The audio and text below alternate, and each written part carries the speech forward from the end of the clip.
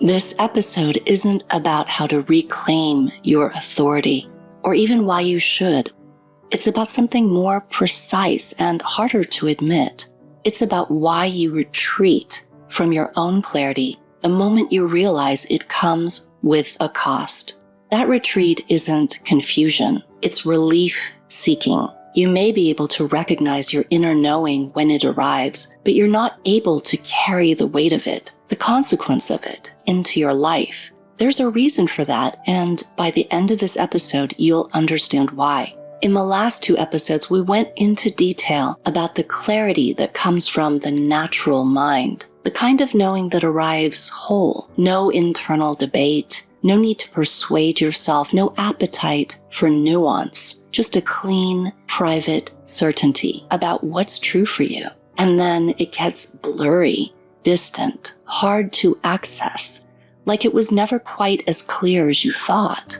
You describe this as losing clarity. You tell yourself the situation is complicated, or that you lost your center, or that you need more time to think it through. But that's not what happened.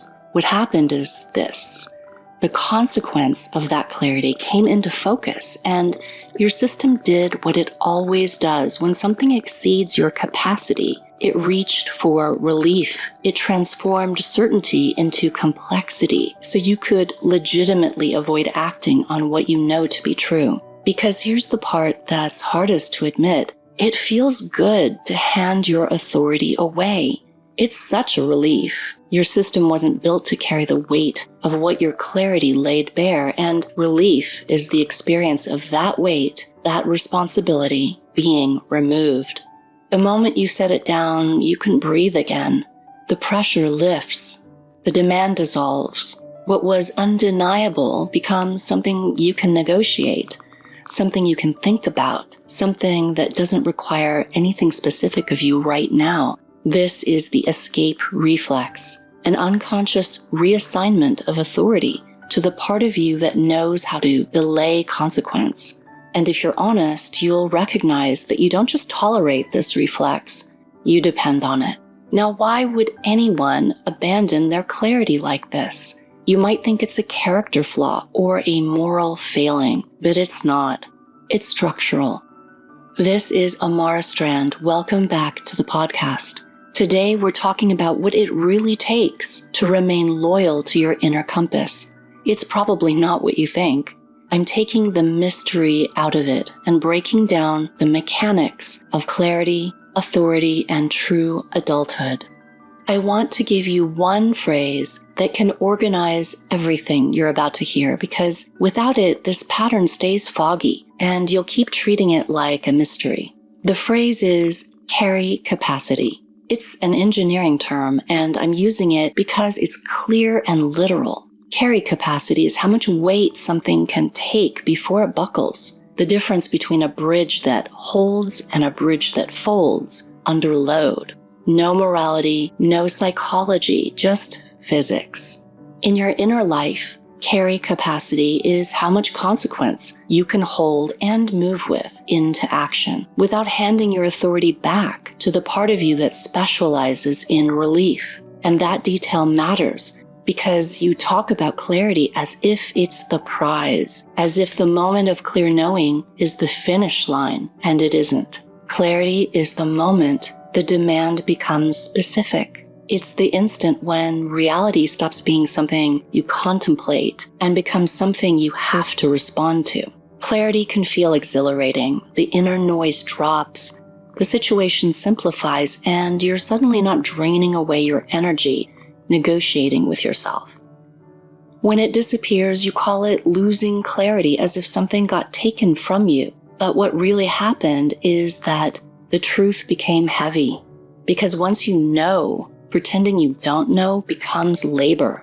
Heavy because clarity isn't merely an internal experience, it's leverage. It's the pivot point where you either let reality reorganize your life or you downgrade your perception so you can protect the status quo. This is why chasing more clarity so often turns into an elegant form of avoidance. Because having more or better clarity isn't the problem, capacity is. You can recognize the truth, hold it for a moment. Carrying it is different. If your system isn't built for that yet, it will do what systems do when they're over capacity: shed load. Once you start seeing it this way, the pattern stops looking like a personal failure or a spiritual crisis, and it starts looking like what it is: a structural limit being managed by a very skilled relief mechanism. And we're talking about your synthetic mind, which rarely speaks in the voice of avoidance. It speaks in the voice of maturity, sensitivity, and rationality. And that's why it works. Let's make this physical, because your body can understand this easily. Imagine you're standing at the bottom of a staircase with a heavy box in your arms. Your forearms start to burn almost immediately. Your grip tightens. You feel your lower back send out an ominous groan. There's nothing mysterious about what you need to do with the box. The only question is whether you can carry it where it needs to go. Now imagine the box is 80 pounds and your carry capacity is 40. With effort and determination, you manage to lift it. You stand there holding it long enough to prove to yourself that you truly intend to take it to the top of the stairs. And then the problem arrives, the physical fact of having to carry something that's beyond your capacity. So you stall, you shift your weight, you put it down just for a second. You consider whether there's another route. Wonder if you should reorganize what's inside, even though the contents aren't the point. You do anything that buys you a break from the demand, and the instant you set the box down, you feel it. Your nervous system registers the decrease in load as relief. And relief is persuasive in the way willpower rarely is.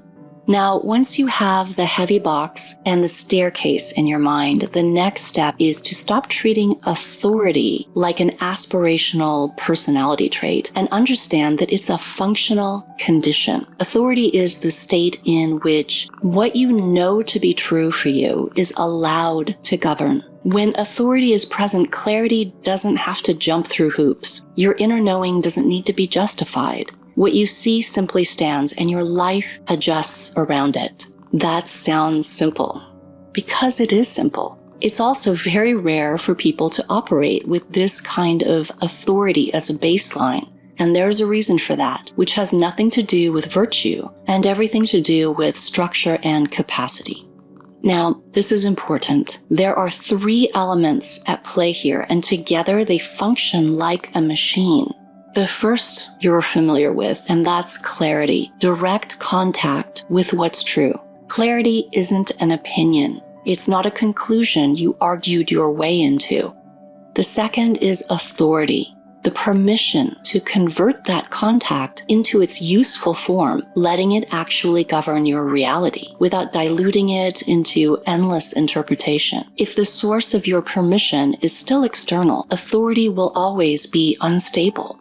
You'll keep searching for reassurance, someone to tell you you're right, someone to tell you you're not being unreasonable. Every time you do that, you're not gathering information, you're distributing responsibility to avoid holding the full weight of it.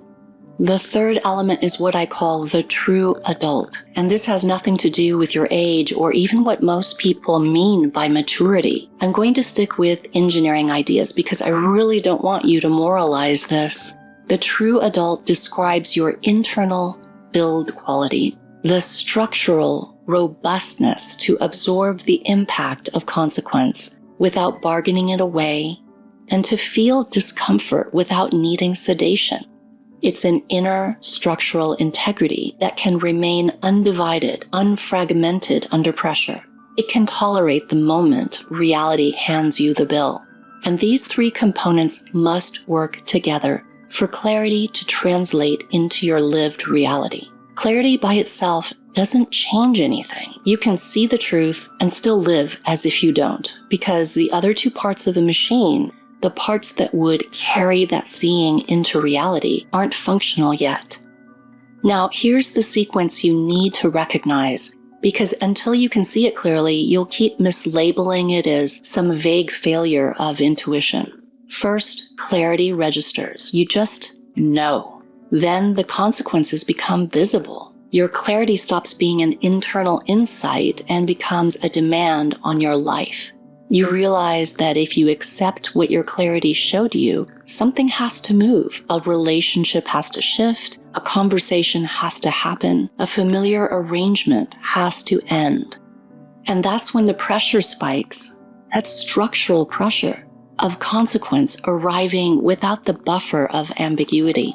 It's the feeling of standing on that first stair with the box in your arms and realizing you're going to have to climb. And if that load exceeds your carry capacity, the relief reflex activates. It rarely looks like escape. It arrives as something reasonable. One more conversation, one more night to think, a softer approach. Your mind offers you a way to set the weight down while keeping your self-image intact. This is where you tell yourself you weren't really sure, or you decide you should wait until you feel more aligned. But what often happened is simpler and more unflattering. Your system did exactly what it's always done when the cost becomes real. It looked for a way to set the weight down. Certainty becomes having mixed feelings. The obvious next move becomes a complex landscape because complexity is the perfect solvent. It dissolves urgency. It creates plausible delays. It gives you room to keep living in the old arrangement. And then you narrate this blur as loss. You tell yourself you lost your clarity, but you didn't lose it because you couldn't see what was true for you. You lost it because you couldn't carry what seeing required. This distinction matters because it changes what you do next. If you believe the problem is that you can't see, you'll keep searching for more insight. If you recognize that the problem is capacity, you stop chasing the light and start studying the weight, paying attention to what your system does the moment consequence becomes real. And that's where the default escape program comes into view. It moves fast. It moves automatically. It does whatever reduces the load. And it doesn't care whether the method looks noble or pathetic. It only cares whether you feel relief. You might assume avoidance shows up as something obvious, like flaking out, self-sabotage with a neon sign above, but more often it shows up as something like prudence. Here are some ways the escape reflex manifests. It shows up as time. Suddenly, you need more time, not because new information appeared, but because time makes consequence feel less imminent. Let me sleep on it. I need to be sure. These phrases sound reasonable because in other contexts they are, but here they function like anesthesia. They dull the immediacy of the demand. It shows up as negotiation. You start looking for a version of reality where you can keep everything you want and still be faithful to what you know. A version where the boundary doesn't cost you the relationship, where the truth doesn't require a decision, where you can change your life without changing your life. What you're doing is you're looking for a cheaper version of truth. It sometimes shows up as moral camouflage. You invoke patience, compassion, maturity, grace, consideration. And sometimes those are real, but sometimes they're exits. Virtue becomes an escape route, and if you wrap your retreat in good intentions, it can pass inspection even to you.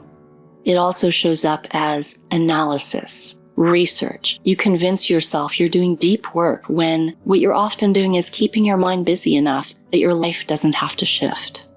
Sometimes it shows up as substitution. You do adjacent work. You pour yourself into spirituality. You tackle subjects on the periphery while avoiding what needs to be dealt with at the heart of the matter. And this flurry of focused activity often looks deceptively productive.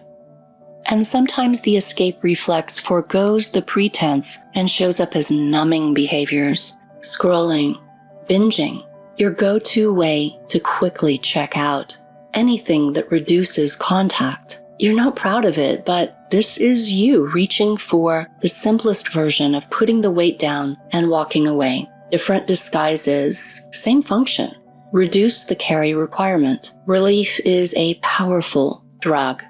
It's tempting to say authority is difficult, but that's not quite right. Authority is often simpler than the life you're living without it, efficient without the energetic overhead of constant negotiation. When authority is present, you don't have to keep making the same decision 100 different ways. You act, you adjust, and you move on. So why don't you want authority as a baseline? Because authority removes sedation. The mental activity of the synthetic mind has been doing more than thinking. It's been buffering you from full contact with consequence, giving you a second world to live in, where reality is always slightly postponed, where you can rehearse conversations without having them, where you can revisit the same decision endlessly, where you can keep doors open that your inner knowing is trying to close.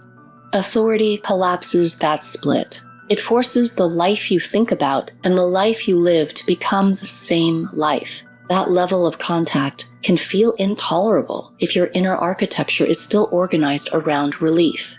You may want power, but you want it padded. You want authorship, but you also want an escape hatch. Authority doesn't just give you coherence, it takes away your familiar methods of self-anesthesia.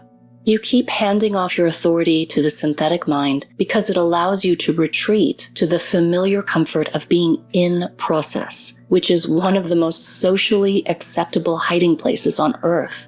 You've been trained to want your power with buffers, to want clarity as an experience, not as a governing force, to treat consequence as something to distribute, to soften, to reframe, and delay. Seeing this as a capacity mismatch doesn't let you off the hook. It simply gives you a better question than the one you've been asking. The old question is, why do I lose my clarity? The better question is, what happens in me when clarity becomes consequential? That's where you can watch the moment authority gets reassigned and understand it for what it is. It's relief being purchased. And that's why clarity isn't the finish line.